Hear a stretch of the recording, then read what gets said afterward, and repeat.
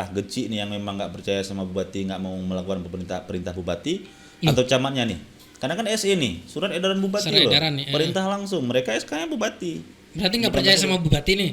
Ya itu kan kita pertanyakan lagi ke Geci-Gecinya sih sebenarnya.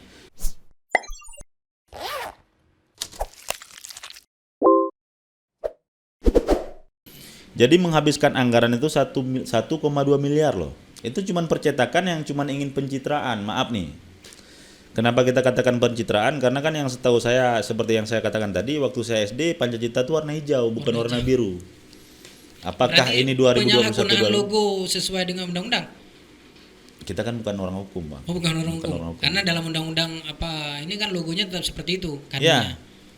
ya itu kan ada pihak berwenang lah nanti yang Makanya saya bilang bisa tadi, apakah ada pengaruh terhadap oligarki yang terjadi di sangat. sekeliling Ya ini kan gubernur nih? kita kan bertanya lagi, ini dana 1,2 miliar, goodie bag aja 20. Baru kali ini kita lihat pemerintah yang sangat hebat, pemerintahan yang dilaksanakan oleh PLT Gubernur Nova Iriansyah ini beli beras nggak pernah dapat karung. Anak kecil aja kalau kita suruh pergi ke kedai nih, nah beli beras ya satu sak, atau kita kirim aja nih, kita kirim nih ke misalnya ke ojek dan semacamnya, pasti karungnya juga dibawa pulang, nggak mungkin beras aja ditampung dia beli goodie bag lagi, kan gitu. Jadi menghabiskan anggaran. Makanya pertanyaannya sekarang, ada nggak oligarki di situ? Ya otomatis kalau saya boleh menjawab, pasti ada. Kalau nggak ada nggak mungkin lah, anggarannya besar loh bro. Kan gitu. Udah, ini seperti dan cetak karung bahkan. Itu untuk cetak goodie bag aja itu 12 miliar. Terus cetak karung lagi 10 kilo, yang 10 kilo dibuat lagi. Atau gini bang, bukan hanya oligarki yang terjadi, tapi juga ada masuk plutokrasi. Apa lagi itu? Jadi gini, Ah, ah. ini kita berbicara bagaimana pemerintah. Kalau kata presiden kan anggaran-anggaran ini lebih baik cairkan langsung ke masyarakat. Ya. Tidak ada sembako, langsung diberikan ke masyarakat Langsung. cair. Ya. Seperti rencana BLT dana desa. BLT dan BST. BST. Ada BST juga. Ada juga kemarin surat dari Kemensos nomor sekian itu yang langsung ditujukan kepada Bupati sih, Bupati Aceh Timur Haji siapa namanya? Haji Asbala M. Atau Taib. sering disapa Rocky. Oh, Rocky, Bung Rocky Bung ya. Rocky. Jadi ada surat edaran itu untuk masalah BST nih. BST kalau tingkat desa kan BLT, kalau dari dinas sosial jadi kan mereka biar ada nampak namanya lah sedikit. BST, bantuan sosial tunai. Oh, tunai. Tunai BST. Nah, jadi kan, langsung digunakan dana desa tadi. jadi kan biar masyarakat juga bisa oh ini bantuan sosial tunai, berarti kan dari dinas sosial. Jadi kan dinas sosial juga kecaplokan nama lah di situ. Jadi ada sekitar 15.000 sekian angka yang kita dapatkan. Itu kata mereka lagi berdasarkan DTKS. Makanya kita kembali lagi ke dasar lagi. DTKS itu dari mana didapat? Itulah yang seperti pertanyaan saya tadi. Sedangkan menurut survei yang udah kita lakukan, kita kemana-mana nih, kita pertanyakan ke camat, ke Geci dan semacamnya. Surat edaran bupati itu belum pernah dilakukan. Ada beberapa desa yang sudah melakukan, tapi kalau kita klausul angkanya itu sekitar 90% masyarakat Aceh Timur itu belum didata, dan Geci dan camat itu belum melakukan pendataan, sekitar 90% loh. 90% ya? 90%. Kalau misalnya contoh kita ada 1000 desa, cuma 10 desa. 10 desa. Kalau kita Yang kan 513 desa. Katakanlah cuma 50 desa yang 57 desa. kita bilanglah 113 desa, Yang sekitar baru. 400 desa belum melakukan. Nah, kok bisa ada data di TKS itu sekitar 15.000 sekian. Tahap pertama anggaran desa yang terbit kemarin kan bisa digunakan itu untuk. Seharusnya sih. Karena untuk tahap kedua ini anggaran desa yang akan cair nih, udah tidak bisa lagi digunakan untuk fisik. Enggak, ada yang lucu nih. Jadi Apa ada itu? yang lucu. Kita sebelum bicara Jadi kan plutokrasi loh ya. Iya. Heeh. Jadi ada yang lucu di sini.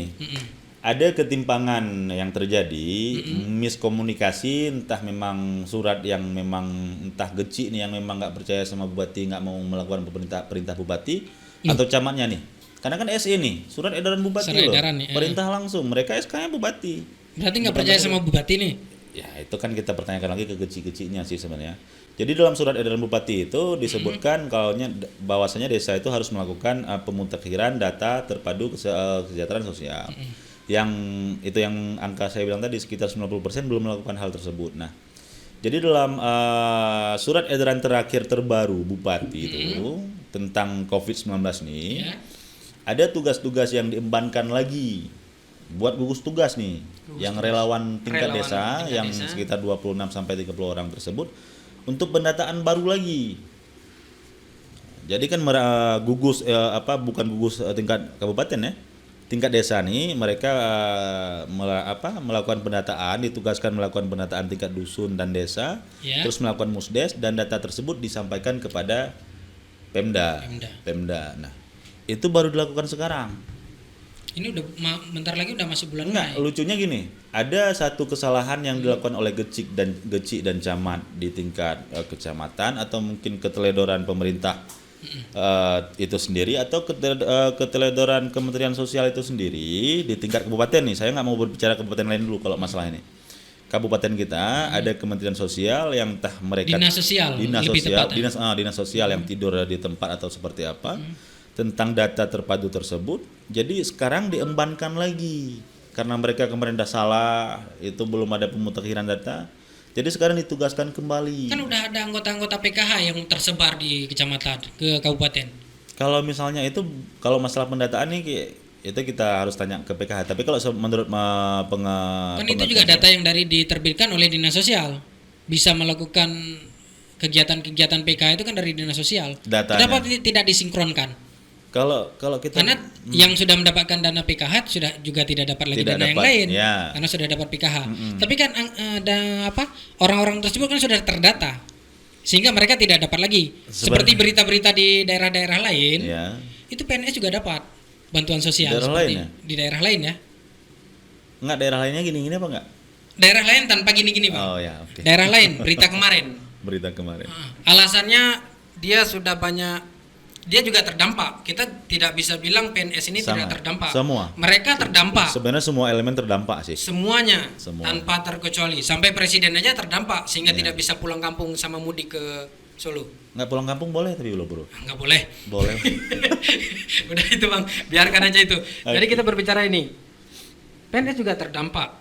Gimana nggak terdampak?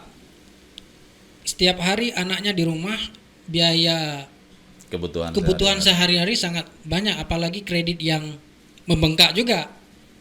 Enggak, kalau Kan dari begitu. situ nggak terdampak sih bro. Dan makanya di daerah lain, bukan kita ya, kita belum dapat informasi.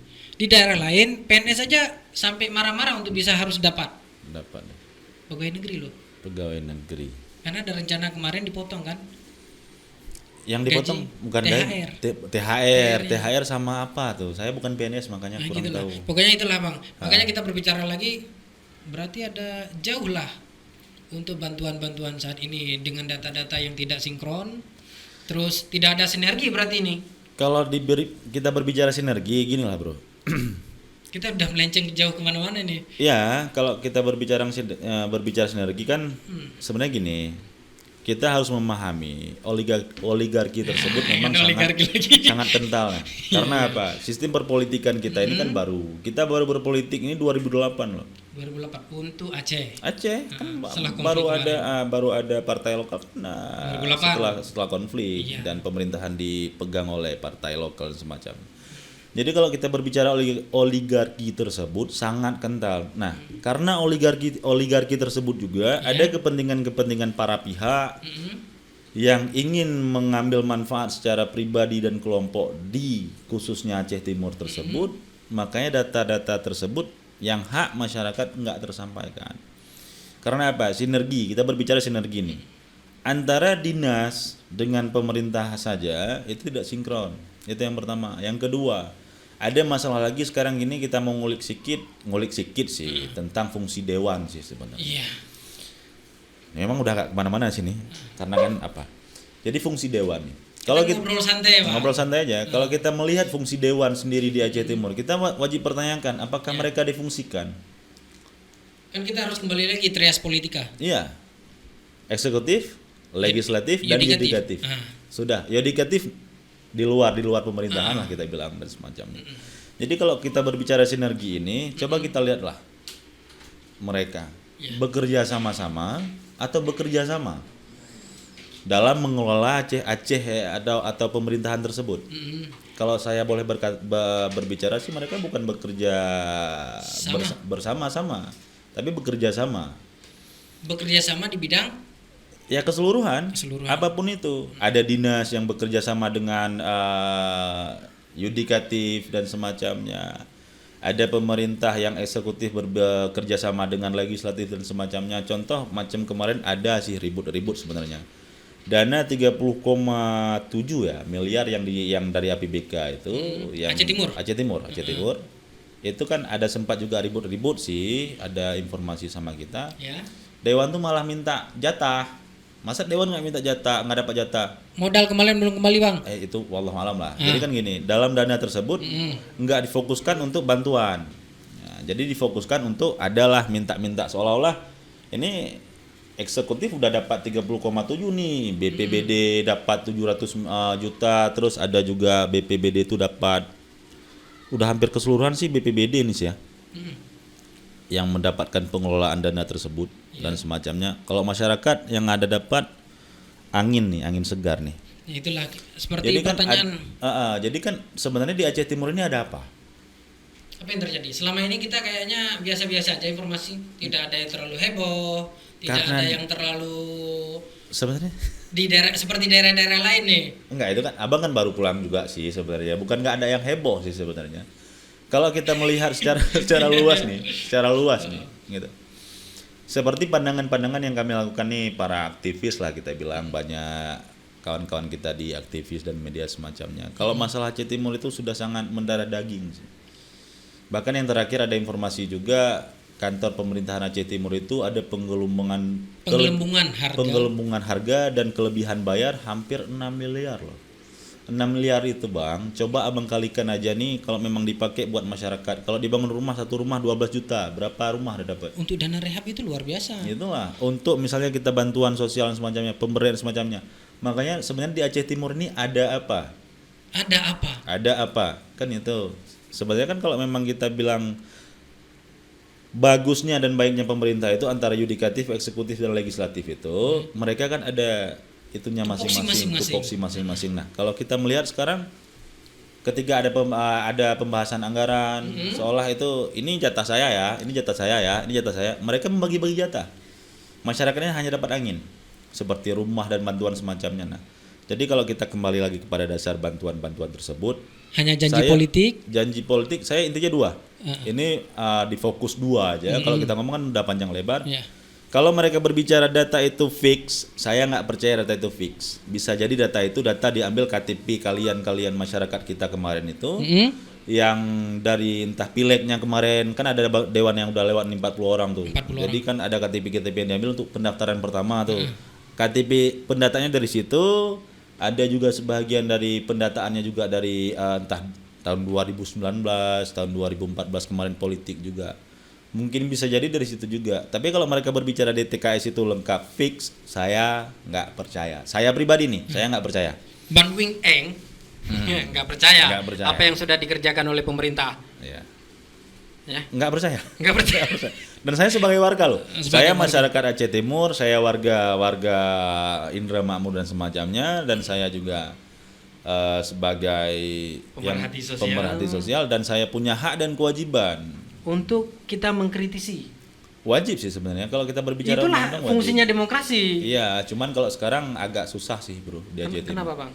Ya kalau sekarang mau kritik ditangkap. Jangan-jangan saya nih, karena saya ini anak kemarin sore loh Bang. Enggak, kita kan nanti panjang tuh. Kita nggak mau berbicara itu, kita berbicara Aceh aja. Aceh Timur Bang. Aceh Timur. Ada pengkritik bum tentang kebijakan pemerintah semuanya. Udah diajak jumpa bro.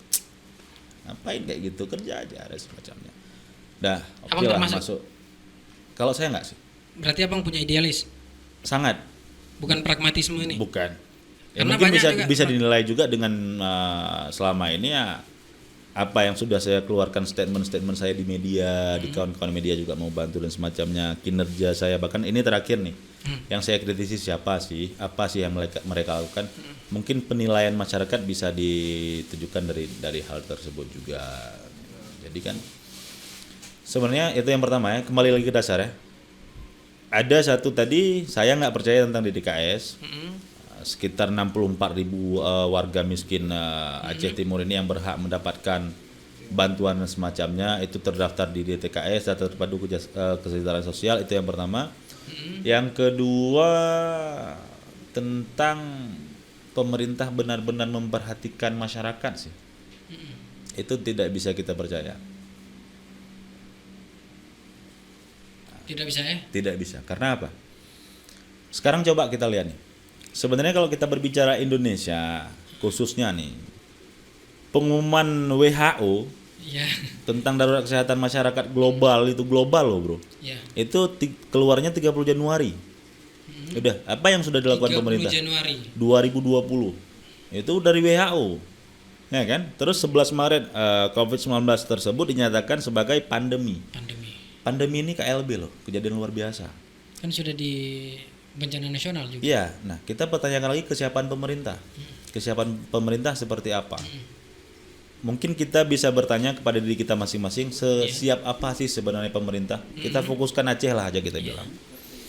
Untuk bantuan sembako 60.000 paket aja mereka sempat ribut-ributnya harus buat pancacita warna biru dan semacamnya. Ya. Sebenarnya ada kepentingan yang diselipkan dalam bantuan-bantuan ini. Kalau kita berbicara siap, sebenarnya harus siap sih. Siap dikritik. Bukan siap membantu masyarakat. Siap membantu masyarakat. Siap. Mereka harus siap. Seperti misalnya kita bilang di Aceh Timur 2020 itu ada anggaran sekitar 1,9 triliun bro. Itu dari APBK. Sudah. Itu kalau misalnya mau dilakukan perubahan, bayangkan aja kemana sudah diambil 30,7 miliar. Karena daerah-daerah lain kemarin pembagian Pemprov Aceh Barat, Aceh Utara ada beberapa yang menolak untuk menerima bantuan Pemprov. Ya wajar lah. Sekarang gini, kalau kita bertanya, cuman masyarakat kita nggak tahu nih siapa yang nerima, karena yang menerima pertama pemerintah. Nggak ada yang selfie ya? Nggak ada. Nggak ada yang selfie untuk sebarkan siapa. Oh saya dapat bantuan Pemprov 200.000 udah mahal goodie bag daripada beras. Jadi beras 10 kilo goodie bag itu sama karung aja harganya udah 30.000 loh. Ya kan? 170 untuk hak masyarakatnya. 2 kilo beras ya? Gula. Oh iya ya, gula udah mahal ya? Ya udah mahal kan? Di Perindakop ngapain ya? Bulog apa gimana? Kalau kita bilang berbicara Bulog, enggak lah. Kan kemarin yang bagi beras kan juga harus dari Bulog bukan? Untuk berasnya bukan dari Bulog diambil? Berat sih. Kalau beras kita nggak ada informasi kemarin bro. Kalau beras nggak ada informasi. Makanya saya bilang tadi ada plutokrasi di kita ini. Oh berarti ada juga dari Bulog juga? Enggak, berarti kalau misalnya ini kita nggak tahu datanya ya. Ini hanya pertanyaan awang-awang. Gini, kan semestinya pemerintah kan bekerja sama Bulog. Bulog kan penyedia beras. Salah satunya kan badan usaha logistik. Ya. Logistik banyak, beras, gula dan sebagainya itu. Enggak, yang untuk isi goodie bag kemarin itu, isi goodie bagnya itu berasnya diambil dari mana? Kalau kita nggak dapat informasi, tapi harusnya Bulog ya. Harusnya kan? Harusnya ya. Itu tadi saya bilang harus ada sinergi kan dari pemerintah. Jadi semuanya itu kan pemerintah itu bekerja. Enggak, kalau kita berbicara seperti itu, ini kan saya belum kalkulasikan sih angkanya nih. Untuk bantuan sembako 60.000 unit nih harga habisnya 12 miliar. Di sini kita yang dapat cuma data pagunya sih sebenarnya. Kalau turunannya nggak ada, gula pasir harganya di sini kosong. Siapa yang kasih tender? Tendernya siapa yang kasih, yang dapat tendernya siapa. Ini kan yang ada misalnya kan paket bantuan bahan pokok 60.000 paket per 60.000 KK dengan harga 200.000. Ada turunannya minyak goreng berapa harganya, gula pasir berapa harganya, beras berapa harganya, mie instan berapa harganya, di sini kosong. Itu data sih. Cuman ya itu pertanyaan lagi, makanya kan saya nggak mau jawab, takutnya nanti kena ITE lagi, kena ini lagi, kena itu lagi, capek sekarang bro. Apalagi untuk kasus-kasus seperti ini ya. Karena kan kasusnya permainan ya. Kita kembali ke BLT dana desa yang akan sebentar lagi dibagikan oleh pemerintah kecamatan, desa-desa. Yang abang bilang tadi BST, bantuan sosial tunai, dan itu diwajibkan dihimbau oleh presiden kita, ya kan? Dan sudah dipermenkan. Udah dipermendeskan. Jangan ada sembako yang dibagi, tapi kan uang. Dan cara pembagian uang ini gimana? Udah diterbitkan belum Bang Pergub? Sudah sih. Kalau Perbu belum? Perbub belum. Perbub belum. Makanya orang kepala-kepala desa tidak bisa Tidak menggunakan. bisa. Sekarang gini kita bilang, makanya kan kalau kita bilang, ini kita pertanyakan lagi. Kalau saya berbicara lagi, oligarki ini sekarang ini gini lah. Pembantu pemerintah misalnya nih, maaf cakap nih agak Staf ahlinya kemana? staf ahlinya pada tidur atau memang bekerja atau memang mereka tuh sebenarnya memang nggak gimana ya, nggak pada porsi kerjanya masing-masing sih sebenarnya. Karena kan gini kita bilang, Berapa banyak staf ahli yang ada di kabupaten kita? banyak sih bro. Banyak staf ahli kita ya. Banyak banget sih sebenarnya. Ada juga yang nggak dipergunakan. Jadi Kenapa sekarang ini udah nggak kita sesuai? wallahu alam lah. Oke. Jadi gini, Oke, lanjut, kita Bang. kembali bertanya lagi, kemana nih? Udah, permen tanggal sekian sudah dikeluarkan, terus perpu atau apa tuh dari presiden dan himbauan semacamnya udah dikeluarkan loh, BST, BLT.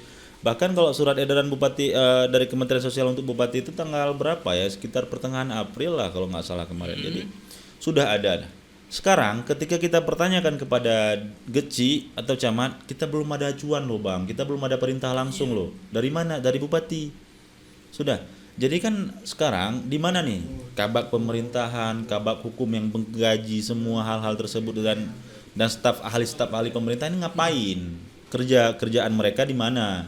Kenapa sampai sekarang belum ada seperti surat edaran yang bisa jadi pegangan? Ini kan kita sayang juga nih sebenarnya. Ya. Kita juga menyayangkan geci terus camat dan pendamping dan semacamnya dalam hal-hal ini. Karena apa? Mereka seolah-olah dibebankan dengan peraturan yang nggak diaturkan sedemikian rupa. Seperti misalnya contoh penyaluran BLT seperti apa? Dikatakan, dijelaskan dalam konteks permen. Nah, mereka kan ada acuan dasar lagi nih, karena kan kita di Aceh juga dan semuanya ada bupati yang seharusnya mengeluarkan surat edaran dan semacamnya, turunan dari surat kementerian kementerian agar Geci ini lebih leluasa. Nah, sekarang kita kembali bertanya lagi, di pemerintahan itu yang bekerja siapa? Kenapa sampai sekarang belum ada? Padahal nih, kebetulan saya kan kemarin juga tadi malam juga salah satu warga di desa di Kecamatan Indra Makmur di Kabupaten Jawa Timur. Tadi malam kami ada rapat BLT nih. Rapat BLT dari desa nih. Iya. Jadi kan ada dalam rapat tersebut jelas memang kita lihat Geci sebenarnya sangat kebingungan nih. Geci Iya, dengan jelas. aparatur pemerintahan desa sangat kebingungan. Ini dana udah kita plotkan, masyarakat sudah kita data dan semacamnya. Tapi aturan kita belum dapat loh dari bupati dan semacamnya. Mereka kan nggak mungkin. Rocky, siapa namanya? Rocky. Bang Rocky. Jangan Bung lah, Bung Rocky. Ada yang Gerung. gatas lagi, Gerung. Jadi gini, Bung Rocky keluarin dong surat edaran, kan nggak mungkin. Kan lucu tuh. Jadi kan kesadaran pemerintah daerah dengan staf ahlinya yang begitu Banyak. bejibun yang mendapatkan penghargaan dan semacamnya.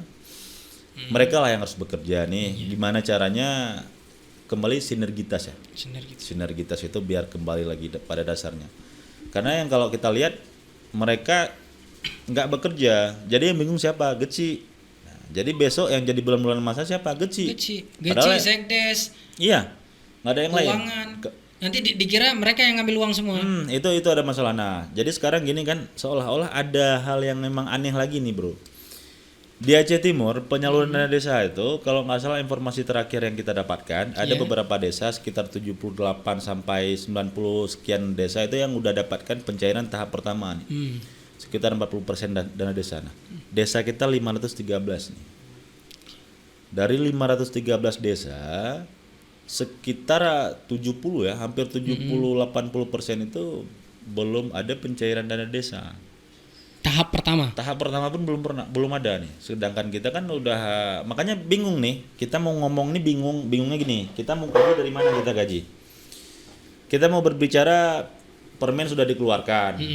Terhitung April, BLT harus April, Mei, Juni. Udah April aja ini udah habis ya. Udah hampir ya. 29 hari ini ya. Ya kemungkinan. 29 April dana ini aparatur desa nggak tahu mau ngambil di mana loh. Karena apa? Belum ada pencairan dana desa. Nah, kita bertanya lagi, DPMG ngapain? Sudah, TAPD ngapain? Udah. Sebenarnya banyak yang perlu kita pertanyakan di Aceh Timur nih. Makanya kalau saya mau berbicara kalau mau dikasih kesempatan lagi nanti mana tahu diundang kembali, bisalah kita ulik-ulik lagi nih masalah nih. Jangan kita fokuskan. Sebenarnya gini, kalau kita berbicara COVID, kalau di Aceh nih sih, yang lebih bermasalah ekonominya, bukan COVID-nya. Kalau ekonomi beres, COVID itu nggak ada COVID itu. Tapi ekonomi kita disisipi oleh politisi. Dipolitisasi, bukan politisi, Politisasi ekonomi kita. Iya, karena itulah masalahnya lagi. Jadi kalau misalnya dasar-dasar yang dari pertanyaan yang pertama sampai yang terakhir nih, kalau kita mau jawab sebenarnya saya juga agak bingung menjawab. Tapi kita sudah menjawab Bang dari tadi. Iya, karena gini. Menjawab dengan sebuah pertanyaan-pertanyaan, Iya. keresahan-keresahan kita sebagai masyarakat. Apa sih yang udah dilakukan pemerintah? Ya kita yakin pemerintah juga berpikir tentang masyarakat. Berpikir. Tapi disusupi oleh oligarki tadi yang bisa kita bilang hanya Sangat kepentingan perintah kelompok-kelompok. Kelompok. Ah, Sangat. ini loh. Nah itulah, makanya kan kita kalau kita mau perbaiki Aceh Timur nih, ada saran kalau mau Ini didengar untuk ya. terakhir ya, saran dari Bang Saran dari Sebagai masyarakat, masyarakat. untuk pemerintah kita, khususnya kepada Bapak Bupati Haji Hasbalah bin M Taib dan wakil beliau dan keseluruhan sih sebenarnya eksekutif jadi ginilah, yuk sama-sama kita berpikir buat Aceh Timur ke depan dengan menyimpulkan kembali dasar-dasar hukum kita, perpaduan kembali kinerja aparatur pemerintah kita, mau di bidang eksekutif, legislatif dan yudikatif ini harus sejalan. sinergis. Terus juga pemanfaatan sumber-sumber daya manusia yang ada di lapangan nih, seperti non pemerintah seperti saya nggak pernah ada gaji dari pemerintah.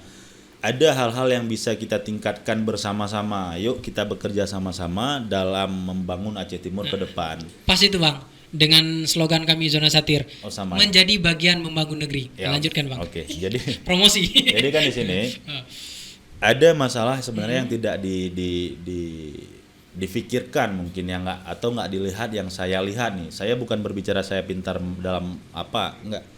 Jadi ada masalah sebenarnya dalam pemanfaatan. Di Aceh Timur ini sebenarnya sumber daya manusia itu sangat wow. Saya nggak tamat SMA, Bang. Saya hanya mau mengenalkan diri juga, saya nggak tamat SMA. Tapi kalau orang berbicara sekarang, yang saya bicarakan ini bukan pembicaraan SMA loh. Iya. Ya kan?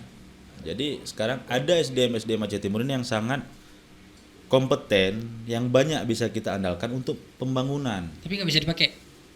Nggak mau sih, bukan nggak bisa. Berarti ada masalah di yang punya SDM nggak mau di pemerintahan ataupun nggak mau ikut serta membantu membangun. Bukan nggak mau ikut serta selalu, Gini bro, seperti dulu orang tua bilang ya. Ya. Kenapa kita orang tua tuh masih mau bilangin kita merepet dan semacamnya? Karena apa? Masih sayang. Masih sayang kan. Berarti kita sayang ke Aceh Timur ini ya? Sangat. Saya pribadi sangat. Sangat sayang ke Saya Aceh Timur. menghabiskan waktu saya dengan membaca dan semacamnya, pergi ke sana ke sini. Yang memang di situ sebenarnya nggak ada ekonomi saya sih bro. Karena saya bukan kontraktor, saya bukan pengusaha, saya bukan siapa-siapa. Saya cuma ingin peduli untuk Aceh Timur. Ada masyarakat miskin yang ingin mendapatkan bantuan, ya kita coba dan semacamnya seperti ada sih sebenarnya lembaga-lembaga seperti Aceh Future dan semacamnya, BMU dan semacamnya. Ada banyak lembaga kita di Aceh Timur ini yang bisa kita ajak. Yuk pemerintah, kita kerja sama-sama sih. Kita di sini bukan mau jadi musuh pemerintah.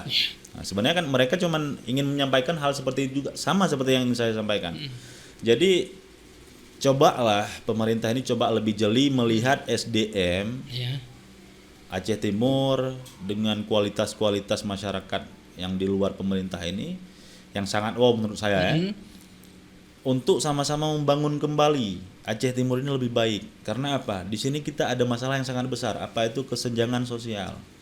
Dengan ketidakmampuan dinas sosial Aceh Timur selama ini menghancurkan, kalau saya lebih lugas bahasanya, menghancurkan kesenjangan sosial ini agar bisa sejahtera semua. Dengan kekuatan ini kita bersama-sama kembali lagi. Gimana caranya? Yuk kita jalan. Jangan seolah-olah yang di luar ini pembenci atau pengekang, dikatakan oposisi ya. Dan yang di dalam ini seolah-olah menganggap yang di luar itu musuh bebuyutan. Padahal kita sama-sama membangun. Sama. Kalau kita nggak mau membangun, sekarang gini nah, saya bukan orang partai politik. Saya non partai politik. Saya Non partisan juga. Simpatisan? Bukan. Bukan juga. Non partisan. Dulu kemarin pernah. Oh, iya. Pernah karena masih mencoba-coba lah ikut. Jadi saya bukan pengusaha, saya bukan kontraktor dan semacamnya, tapi saya mencintai Aceh Timur. Kalau orang Aceh bilang caba abah, suka ngomong dan semacamnya. Kalau kita lihat kembali ini buat siapa sih? Buat Aceh Timur. Bukan Bang, bukan hanya untuk Aceh Timur sekarang Bang. Jadi, anak cucu Aceh Timur. Itu. Jadi kan sekarang yang saya secara pribadi yang saya lakukan ini, saya nggak pernah menerima gaji dari pemerintah. Oke. Saya non pemerintah, saya non partai, saya tidak ada kepentingan politik di sini, saya tidak ada kepentingan pribadi di sini, tapi saya mau peduli untuk Aceh Timur.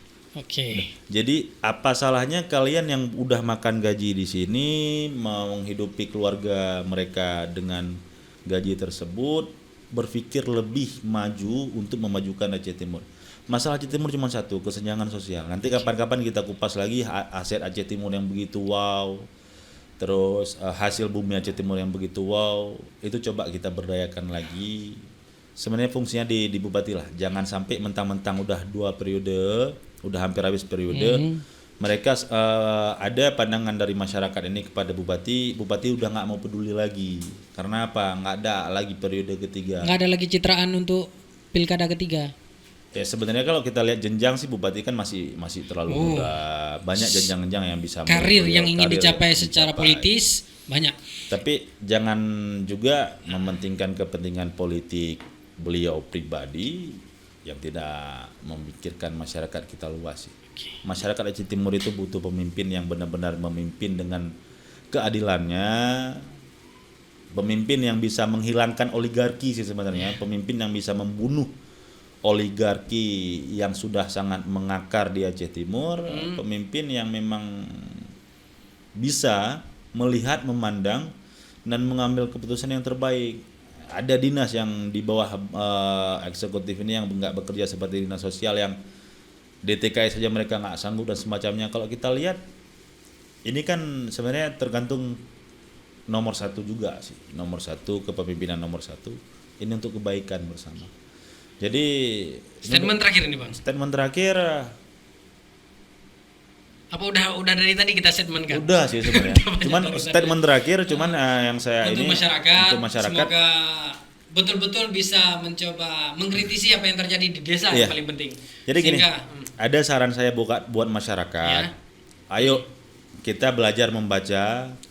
Dan mau membaca ada aturan-aturan yang diembankan kepada pemerintah agar kita bisa mengawasi sama-sama penggunaan dana, entah dana desa dan semacamnya itu untuk masyarakat agar penggunaannya lebih tepat. Ayo kita cari tahu sama-sama apa yang harus kita lakukan masyarakat nih. Jangan masyarakat cuman berpaku kami diberikan uang itu untuk kami.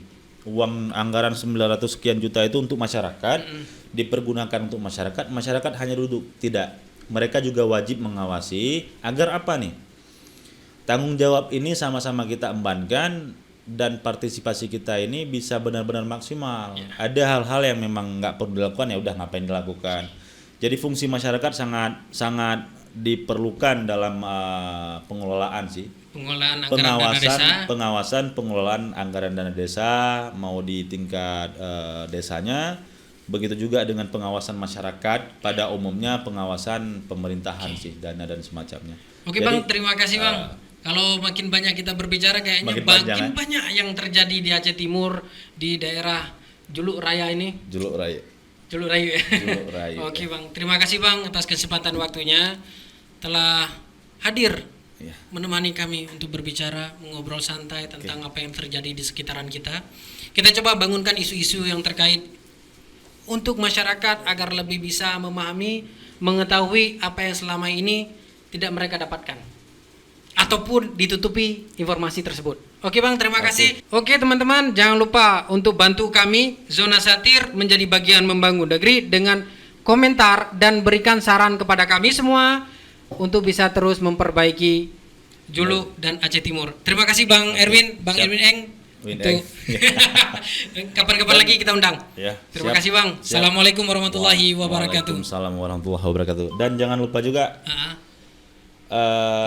untuk sama-sama peduli tentang COVID-19 ini sih, untuk sama-sama mengawasi, kita juga harus mengacu pada himbauan-himbauan pemerintah. Ya. Dan kita berharap juga pemerintah jangan cuma menghimbau saja, begitu juga dengan masyarakat. Yuk sama-sama kita berantas COVID-19 ini dengan keimanan yang kuat seperti yang saya katakan pertama kali. Masih banyak pengen dibicarakan, tapi Ibadah jangan di lupa video selanjutnya mungkin kita akan undang kembali Bang Darwin atau yang disapa Bang Win Eng. Iya. Oke, terima kasih. Assalamualaikum warahmatullahi wabarakatuh.